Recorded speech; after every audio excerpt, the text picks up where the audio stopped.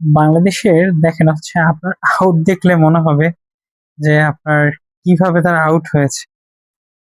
হচ্ছে মনে হচ্ছে তারা আপনার কাছে কি মনে হচ্ছে এই ম্যাচ দেখার পরে কি মনে হয়েছে যে বাংলাদেশ কি 190 রান চেস করছে না 390 রান চেস করছে? আমার কাছে যেটা মনে হয়েছে যেগুলো যেভাবে আউট হয়েছে প্রত্যেকটা প্লেয়ার হুড়মুড় করে আউট হয়েছে। আপনি প্রত্যেকটা আউটের ধরন দেখেন, যেটা আউটের ধরন দেখে আপনি মনে হবে যে বাংলাদেশ এক্স্যাক্টলি আপনার হচ্ছে 190 রান না, তারা 300 রান চেস করতেছে। দেখেন আপনি নুরুল হাসান সোহানের আউটটা, এটা আপনি কোন অবস্থাতে মানতে পারবেন যে উনি এই শট এই সময় গিয়ে এই শট খেলতে পারেন?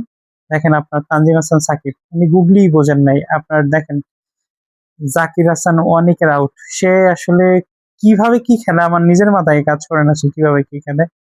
আর ট্যালেন্ডারদের কথা নাই বলি, আসলে তারা তো আর তাদের কাজ তো ব্যাট করা না, তারা যতটুকুন পারছে করছে, তাও এনাফ ছিল না।